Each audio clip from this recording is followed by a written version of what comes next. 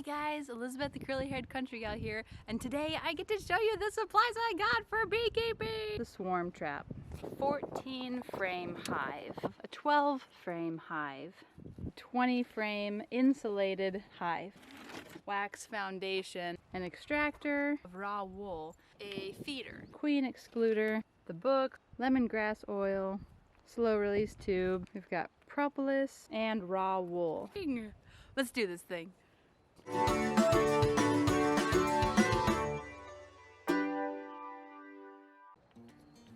So I just got done with Dr. Leo SHARASHKIN's workshop this past weekend in Kabul, Missouri. That's thankfully just a couple hours for me, which is a huge blessing. So I'm going to go ahead and walk through what each item is and give a brief overview of what it's going to be used for. And Dinkins came out to join me. Hi Dinkins! So let's start with the swarm trap. So this is a 6-frame swarm trap. The lid pops off really easily like that with these little metal tabs. There's some ventilation holes in the top so that the bees can breathe when you're transporting them. And the purpose of this will be to stick it up into a tree, and there's a lot of information that I can give in the next couple videos about how to know where to place it. But what you'll do is you'll place it in an appropriate tree. Then you open this hatch down at the bottom to allow the bees, the scout bees, to be able to go in there, feel if it's the right size for them, smell the lure that I'll show you in just a few minutes. And then once you do have a swarm in there, you just close it up in the evening and the lid will be on, but you'll go ahead and just carefully get it down from the tree and transport it back to your homestead. So the feature of this that's really nice that I was just showing my kiddos, so there's 6 frames, but you definitely want this to be really firm and secure when you're transporting it from a tree to your home or even around on your property. So this little piece of wood is going to firmly snug that up so that there's very little movement when you transport. You still want to be really careful, of course, but then here are what the empty frames look like, which you can put foundation on a couple of the frames to kind of give the bees a little bit of a jump start. But if you were to remove all the frames, you can see that in the bottom of the swarm trap there's some more ventilation. What? I didn't notice that. Yeah. Some more ventilation for the bees. I almost Can said they for the get out? They can't get out through those holes. Nope. I was talking about, can you open that? No, we're not going to open the ventilation. That ventilation? Yeah, we're going to leave that there. How can we open it? It's not, oh sure, it's not meant to be opened.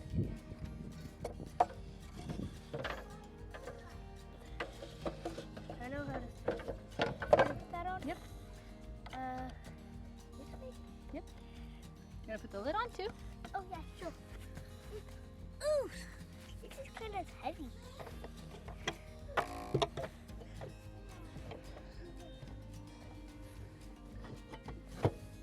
Nice try. So kind of have to get the right spot.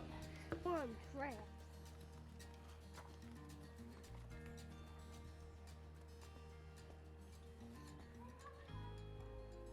Yeah, speaking of bees, we just saw one fly by. All right, so the next item that I was able to pick up was this 14 frame hive. So this hive, as the name implies, has 14 frames. This is the feature that is nice for this frame. It also has the little block to prevent bees from getting crushed or the comb from collapsing when you move it. And that's because this is much smaller and lighter than the 20 frame hive, so this has more mobility. The larger frames and smaller frames have other advantages and disadvantages depending on what your goals are for keeping bees, whether you want more colonies or more honey. So this would be a better box to keep bees in if you want them to swarm more often and have more colonies. But there's this wedge provided, and that goes right in there. Do you want to put that in there, bud? Yeah. So you wedge that in if you do need to move the hive, and it closes over it. You go ahead and latch it. Latch it?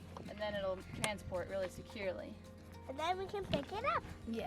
Oh, and here's these. Then on the front, as my boy is showing, there are 2 openings for bees to come on in. One at the top and one at the bottom. Great. So that is the 14 frame hive. That's the 14th lane hive. We love the hives, don't we? And we like the hives. That's what we love best. So if you have the advantage of living in Missouri like I do, or within driving distance of the workshop if you decide to go, they actually do offer, and you might actually be able to get this online as well if you send them an email and ask, but they do have some grade B products that are slightly damaged, totally functional, just some aesthetic damage or dents or rusty clasps or something like that. So that's what I was able to do with this 12 frame hive. So this is very similar to the 14 frame hive, but it only has 12 frames instead of 14. There's no wedge provided with this one, but there's still zero movement, almost zero movement possible if you were to transport it with bees, if you were to do a split or do some artificial swarming. So again, there's this removable, almost dowel rod, and then it comes with 12 frames, and it has the metal clasp on the top to close it. This one, like the 14 frame hive, also has ventilation at the top and 2 doors like the 14 frame hive. Now this other hive that I'm really excited about is this 20 frame insulated hive that I was able to pick up 3 of. These are also the grade B ones. I think, or 2 of them are the grade B hives where there was some minor damage to the roof, and so I was able to get a discount on them. So you can get 20 frame insulated hives or 20 frame non-insulated hives. The insulated hives are ideal for northern climates, or you want to plan on a harsh winter and what that might do to your hives, so it's good to err on the side of insulating it.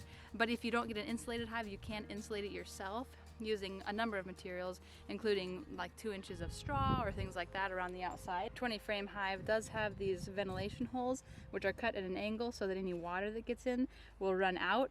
And there is 1/8 inch wire mesh stapled on the inside.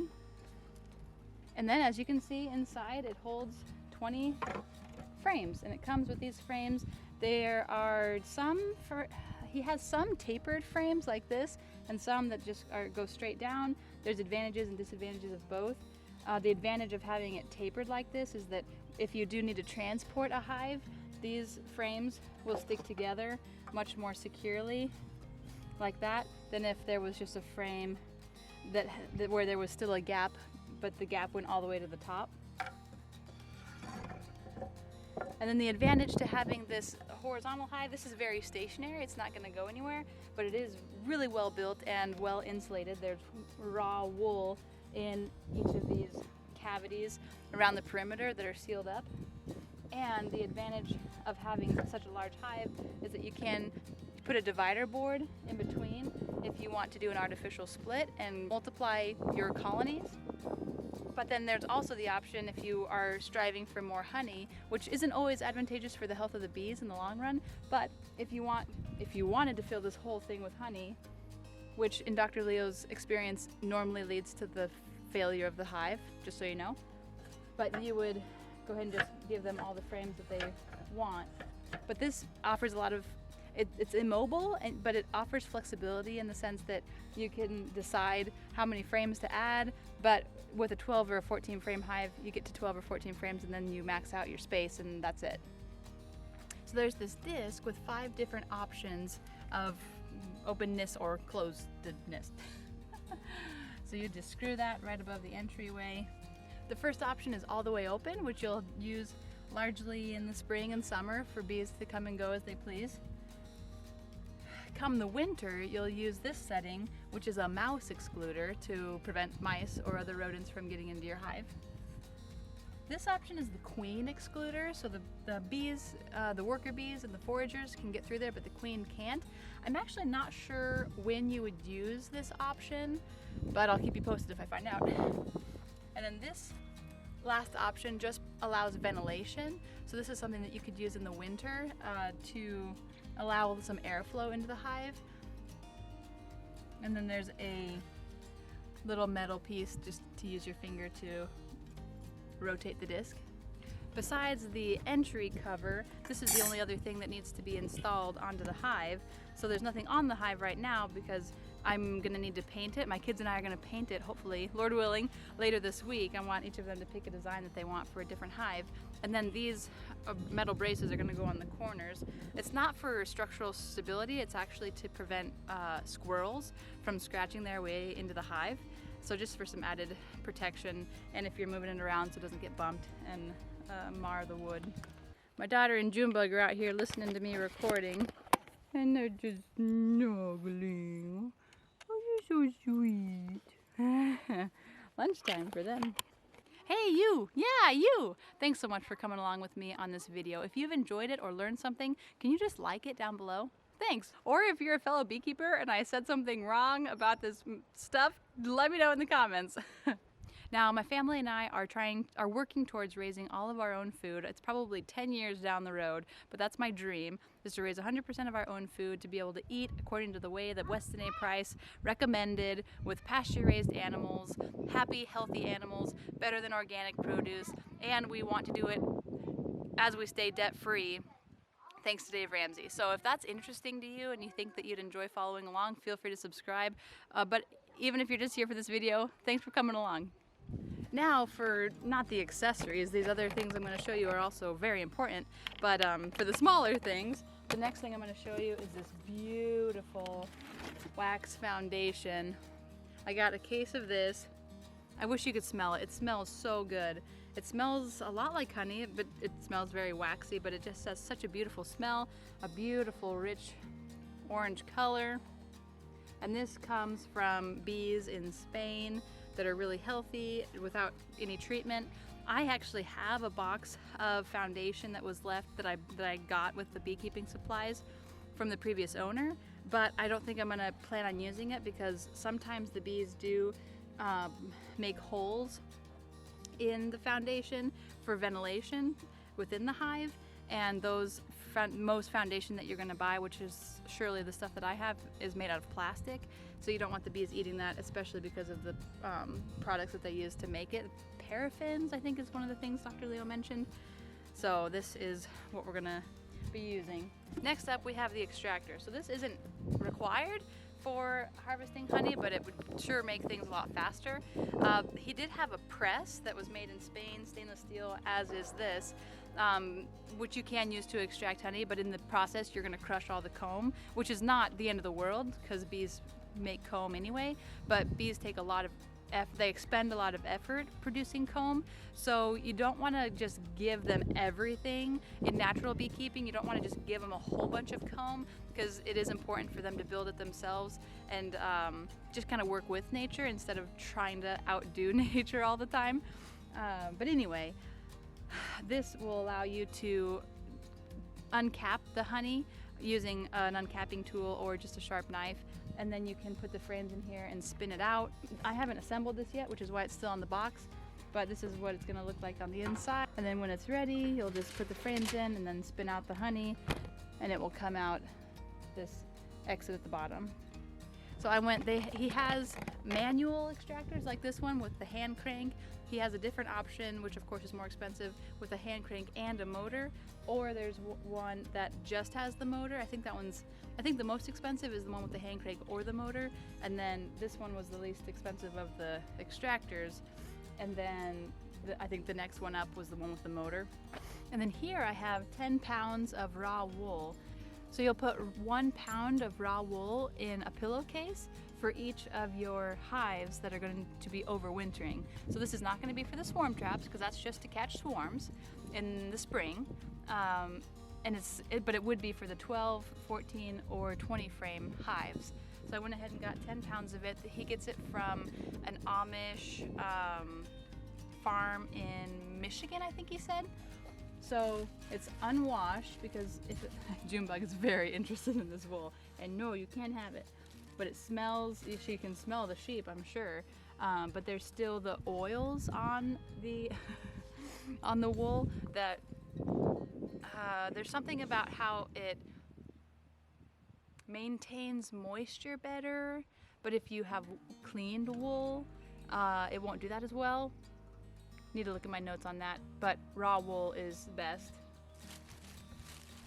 When I was at the conference, somebody else recommended something else called rock wool, where it's rocks that are crushed and heated to a high temperature and then spun into wool, which is also very absorbent. Because the two biggest problems that you're going to face, the two biggest priorities for a hive in the winter is ventilation, and one of the biggest problem is moisture. So those are the two factors that you want to be really aware of, ventilation and moisture. So these hives take care of the ventilation issue because there is ventilation on the top through the holes, and there's ventilation on the bottom through the entryway. And later on I can explain more about how that convection and transfer of heat takes place. That's helpful to the hive. But this is going to help with the moisture, so this helps not only with maintaining heat inside the hive, but also absorbing moisture that is prevalent in the hive. Good girl. Now, the next thing that I was able to pick up at the workshop was a feeder. Now, in natural beekeeping, one of the commandments from Keeping Bees with a Smile is that you're not going to be feeding bees sugar. Now, that is the case most of the time, but in some cases you are going to want to feed your bees. It's not going to be like commercial bees where they're fed 5 gallons of sugar water every year per hive, but you might need to still feed them some, and I'll need to look back at my notes to see exactly when that is. So if you do need to use this, and I'll explain what the design is like in a minute, you're going to go ahead and take this, and it's shaped in such a way that it just slides right into the hive and acts kind of like a frame. Some people have bottom feeders that they use at the bottom of the hive to stick in the entryway for bees to come and feed out of. However, the problem with that is that sometimes bees with a feeder can still starve to death because bees move up for food. And so the nice thing about this design is that bees will enter it at the top of the hive and go down to get their feed, and that's just what they're going to be doing instinctually, and instead of going down where it's colder to try and find food in the winter or when it's cold. So a really important part about this design is that the inside is ribbed, so when bees go in to collect some sugar water, they'll have something to grip onto to climb back up. Now, one interesting thing that Dr. Leo said was that it's actually better to put 1 part organic sugar and 1 part water in these rather than diluted honey. And the reason has to do with the fact that most honey that you buy, unless it's really good quality honey, quality is a lot lower. What did he say? I'll have to check back in my notes on that as well, but it's actually better to use organic sugar water than honey unless you have really great honey. So this is the feeder. I didn't think I was going to use this or need it, but the next thing I did go ahead and pick up, I think it was like $5, was this queen excluder. So the holes are big enough for the forager bees and the worker bees to go in and out as they please, but it's too small for the queen to fit through because she's larger than the other bees. So the reason that you might use this, which he talked about, I mean, I'm going to summarize this in like 3 minutes, but he talked about it for an hour, and there's an entire book on it, which I did get. So I was able to purchase this book, Raising Honeybee Queens, which is a fascinating study, but I left it out here for like 5 minutes and there's already bird poop on it. No, get away from my book. But anyway, you would use this to isolate the queen in the hive. You do have to cut it, so this must not be something that Dr. Leo makes specifically.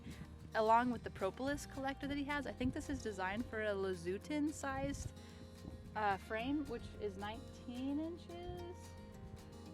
I think, well, his are 12, so I'm not sure why the size is the way it is, but you would have to cut it to make it fit into the hive if you ever need to isolate the queen on one side or the other, whether you're trying to induce a swarm so that you can multiply your hives, or for some other reason if you just need the queen for any reason. So that's the queen excluder, and I'm gonna have to read this to learn a lot more about how to raise the queens and why this is going to be helpful. Now before, I'm gonna finish up here with the lure kit and the propolis that I got, but the other thing that was really helpful from the workshop was another encouragement to read Keeping Bees in Horizontal Hives. I thought that Dr. Leo's main book was Keeping Bees with a Smile because he was the editor of it and had some part in that book, or maybe he just translated it, I'm not sure. But there are some derivations from Lezutin's book, Keeping Bees with a Smile, and Layens. They have very similar conclusions and methods and principles, but there are some differences. Namely, that in Keeping Bees with a Smile, Lezutin uses frames that are 19 inches wide, and these frames are 12 inches wide because in nature, bees, they start to curve their comb naturally at about 12 inches. That's the kind of the limit of the width that they like to go. So I'm really excited to read this, and I'm pretty sure that the girls on the cover here are Dr. Leo's daughters, who I got to meet at the workshop, which was delightful. They're really sweet girls. But this is going to be a really great resource that I was able to pick up. Now, the last thing is this lure kit. So, lemongrass essential oil. This essential oil, you use the little pipette that they provide in this little baggie, and you go ahead and get some of it out. So he also provides these slow release tubes. So when I saw these on the website, I mean, and he just knows what people think, but when I saw these on the website, I thought, well, why don't I just buy my own lemongrass and just dab some of it into the hive? Well, you actually don't want to do that for a couple reasons. One is that the bee's sense of smell is 100 times stronger, maybe even more, at least 100 times stronger than our sense of smell. So having a whole drop of essential oil is going to be really overwhelming for a bee, and it might actually turn them away. It's going to turn them away from the hive, from the swarm trap, as opposed to drawing them to it. And then these slow release tubes are ideal for that because it will, as the name implies, slowly release the aroma into the surrounding area and attract the bees. Now this isn't necessary, but another thing that you can add to the hive, to the swarm trap, is this propolis. So you're going to want to heat it up like the directions on the bag indicate so that it will be malleable, and then you rub it around the entrance of the swarm trap and around the inside so that when bee scouts come, the smell of propolis is going to tell them, oh, another bee has been here and has marked it because they think it's a good place to be, so I better move in with my swarm first. So it's just a way to kind of encourage the bees to come. This is made out of bark and tree bark and other organic materials that the bees bring back to fill in holes in the hive for the wintertime and spread and fill in gaps. So it also tells the bees, oh, there's been other bees in this location before, so this must be a good location for us to be. So guys, I think that's it. This was a significant investment. I got 2 additional books that are just more for my kids about life inside the hive with these beautiful illustrations. Hey, thanks so much for joining me today. I'm so excited about this stuff. I'm excited about my kids and I painting this later this week, Lord willing, and getting these swarm traps up before May. So feel free to follow along if you want, and we'll see you next time. Bye.